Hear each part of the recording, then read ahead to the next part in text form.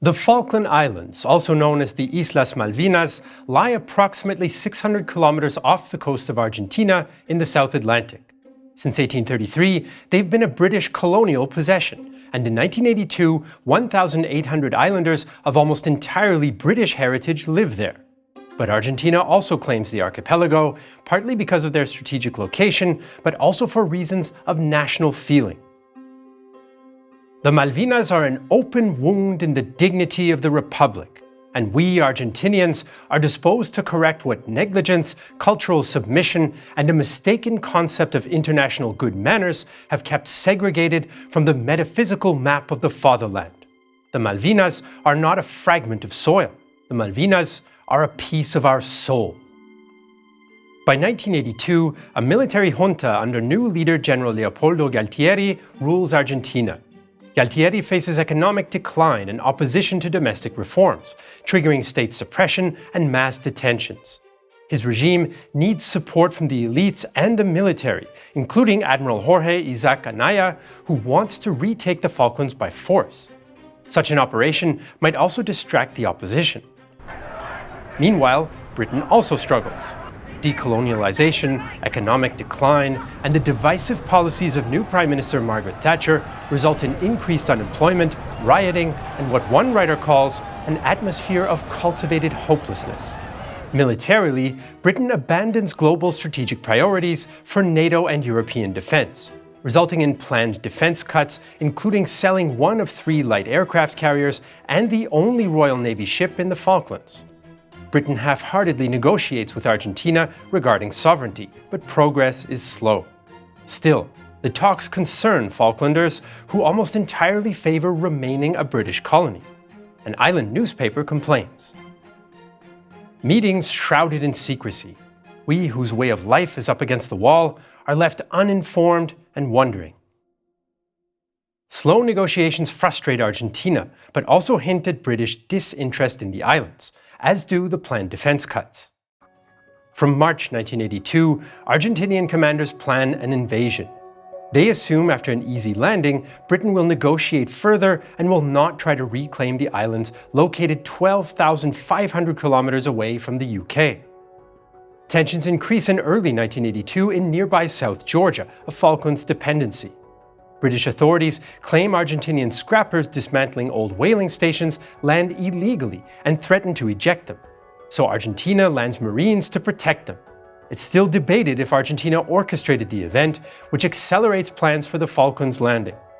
On March 28th, almost the entire Argentinian Navy, carrying 900 troops, heads for Stanley, the Falklands capital. Britain detects them, but has only 80 lightly armed Royal Marines on the islands. At 7 p.m., Falklands Governor Rex Hunt speaks on local radio, reaching islanders like Eric Goss. I deduced something serious was on as we sat down to our evening meal. The governor, Rex Hunt, announced that an invasion was imminent.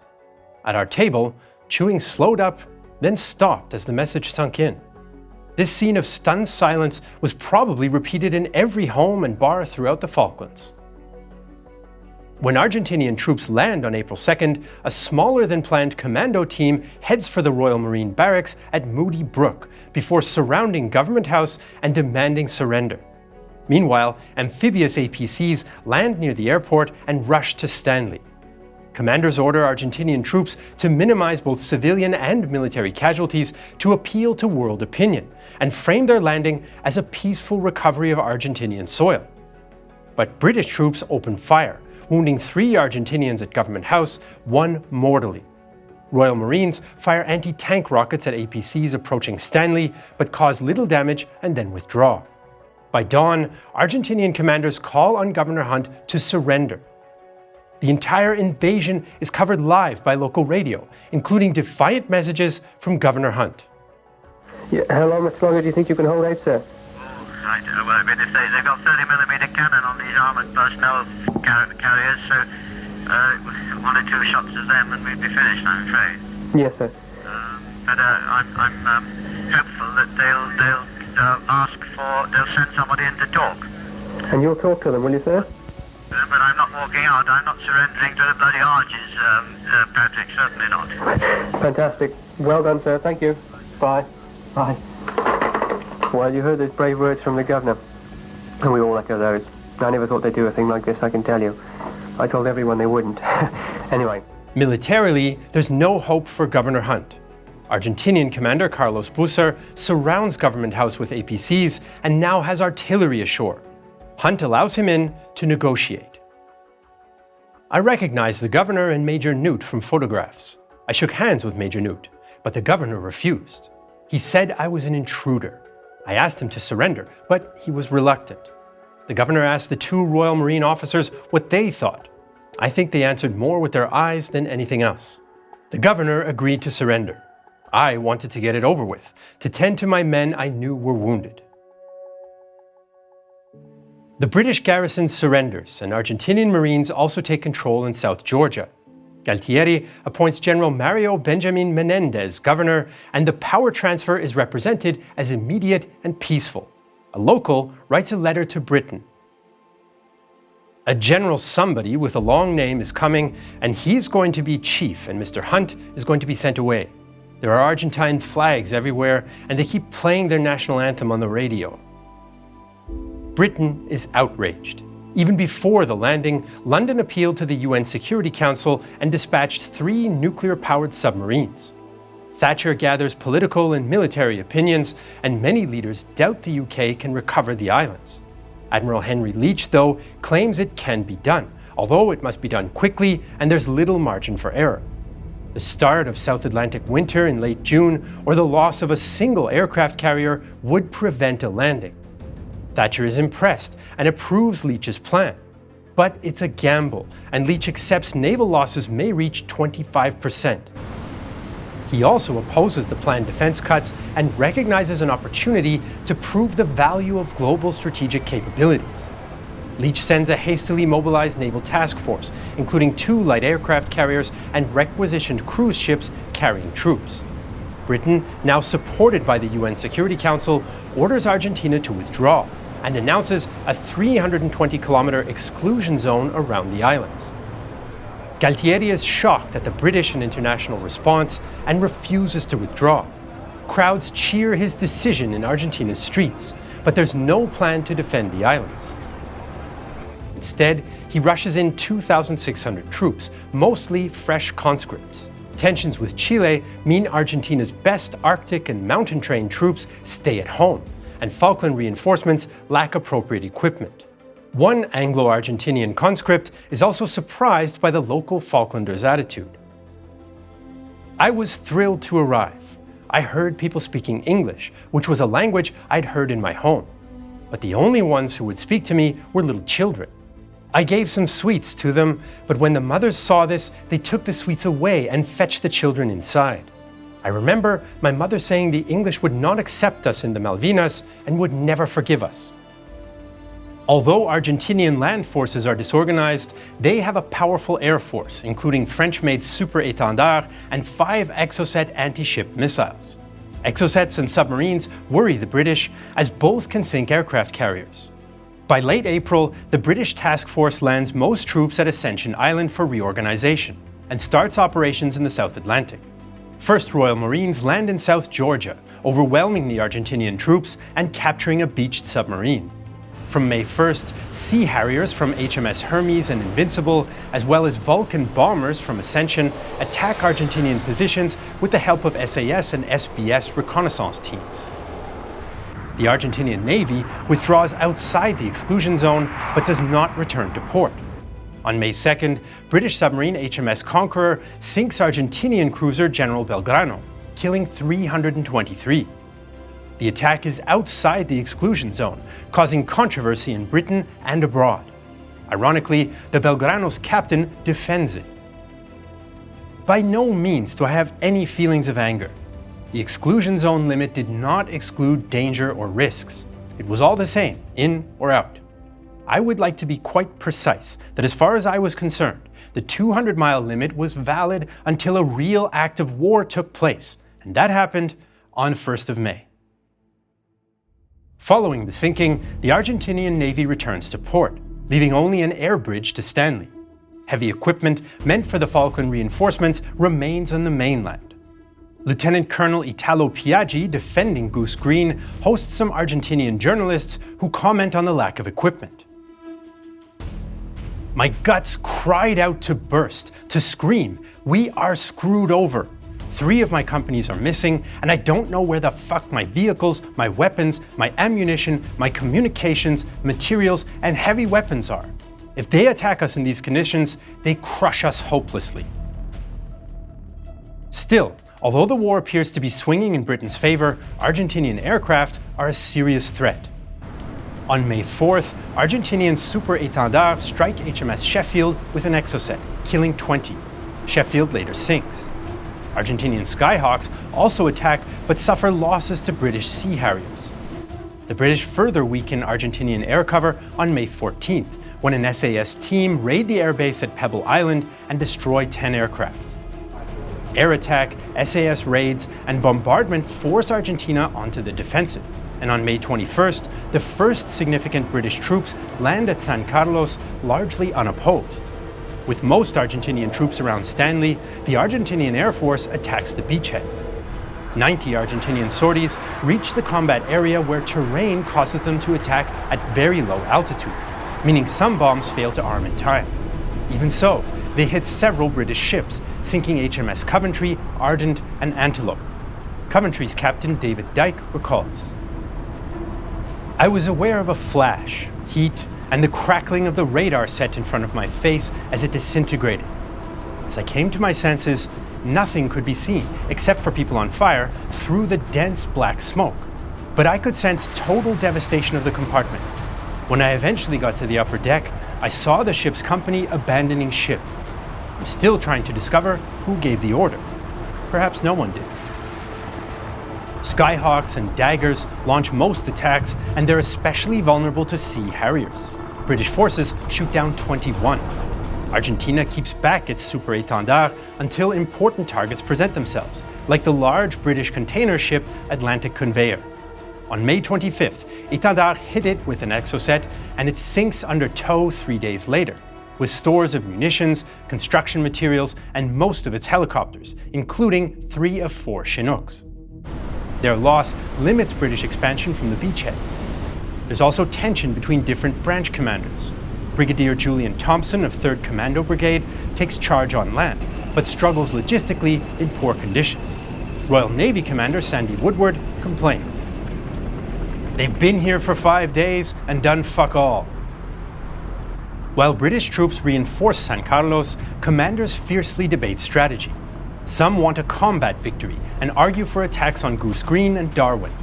Thompson would rather bypass Goose Green and move directly on Stanley. Amphibious Assault Commander Mike Clapp agrees. "None of us wanted to go anywhere near Darwin.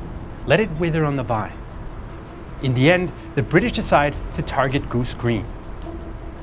Goose Green is not on the road to Stanley and is relatively well defended with minefields and 1,500 Argentinians. However, only 500 are combat troops, and some newly established positions are underprepared. The British 2nd Battalion Parachute Regiment will attack, and Lieutenant Colonel Herbert Jones is confident. All previous evidence suggests that if the enemy is hit hard, he will crumble. In the opening attack at 4 a.m. on May 28th, British troops probe outer defences, establish a fire support base, and call in air and naval strikes, which achieve little and result in the Argentinians shooting 1 Harrier down.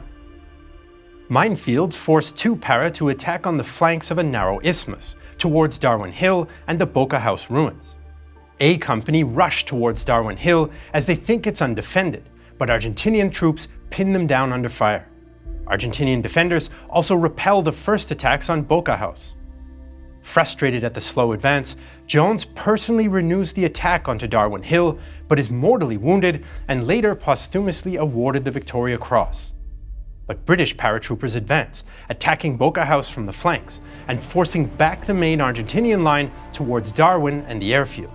Argentinian aircraft drop napalm, but British troops shoot down 2 of them. As British Harriers cluster bomb Argentinian positions, Argentinian commanders in Stanley helicopter in reinforcements and order a counterattack. I was in a raving fury at that order. Counterattack? With what? God help me.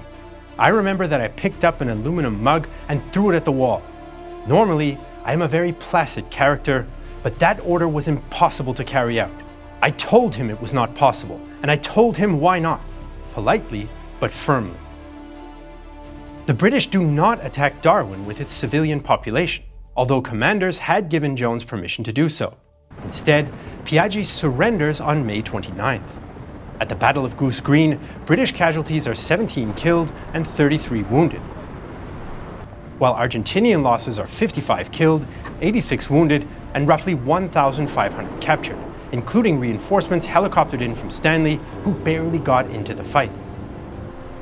British media hails Goose Green as a major victory, with paratroopers defeating a force twice their size. In reality, the attack took longer than planned, and the two forces were comparable in terms of combat troops.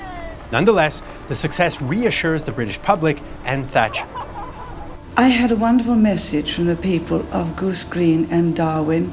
It came in this morning through the Ministry of Defence, saying, "Thank you for liberating us. Thank you for being so steadfast, and God save the Queen." It was a very touching message, but it said really everything that the British people feel. After Goose Green, Britain reorganizes. British paratroopers and Marines must trek approximately 100 kilometers across the islands, but poor weather and terrain slows them down. Argentinian defenders, many of whom stay in isolated positions for weeks, also suffer. The cold, having our feet constantly wet and numb. The feeling of discomfort and the lack of such everyday objects as a chair, a table, or a bed, or a tap we could get water from, rather than getting it from puddles as we did. The irresistible wish to stand behind a window, just to feel you're inside something, without that permanent feeling of being irremediably outside of everything. Argentina fires their last exocet on May 30th. Buenos Aires claims they hit the aircraft carrier HMS Invincible, but they actually target destroyer HMS Avenger and miss. But British shipping is still not safe. The success at Goose Green allows for British landings around Fitzroy and Bluff Cove by the reinforcing 5th Infantry Brigade, including Gurkhas and Scots and Welsh Guards. On June 8th, two landing ships, HMS Sir Galahad and Sir Tristram, unload troops in exposed positions. Argentinian spotters direct Skyhawks and daggers to attack, with mirages distracting Harriers to the north. Sir Galahad is packed with troops when 5 Skyhawks hit it with 3 bombs, while a single bomb hits Sir Tristram. The attack kills 46 and wounds 115. The disaster delays the British push on Stanley, but by June 11th, roughly 5,000 Royal Marines, paratroopers and soldiers are in position, supported by 30 guns and offshore ships. British forces are tired, but confident. No doubt at all, we've got off to an extraordinarily good start here, despite some of the incidents that have happened since we arrived in this part of the world. We are in a very good position indeed. I intend to capitalize on it. Fighting through. Just keep on going, there's no stop, no turning back, it's just straight through. Never been taught to turn back, everything is just straight through. Just keep on fighting. It's, in the eyes of most of the blokes here, it's something that has to be done, and it's principle, the fact that the land was ours to start with, and then they now try to take it from us, and nobody will stand for that, really. Argentinian defenders number around 9,000, of which 5,000 are combat troops supported by 45 guns. They're nearly immobile, distant positions are poorly prepared, and many positions face the wrong way. In the opening night attack, 2 and 3 para assault Mount Longdon, while Royal Marines attack 2 Sisters and Mount Harriet. The paras hope to take Argentinian trenches by surprise, but paratrooper Denzel Connick recalls what happens. Alas, like all great plans of mice and men, this was ruined when Corporal Brian Milne set off a mine, which blew off his foot. The enemy, being alerted to the attack, began firing down on the advancing paras. The tracer fire arched up and towards us, making whip-cracking noises as it did so. Then the gun itself could be heard firing. The shouts of our lads in English soon blended with the Spanish shouts of our enemies. Heavy 12.7mm machine guns and mortars pin the Paras down on the narrow western ridge with 50% casualties among forward troops. The British only capture the position with the help of fresh reserves and artillery. Elsewhere, British attacks do better. Commandos seize 2 sisters from exposed Argentinian defenders and attack Mount Harriet from an unexpected angle.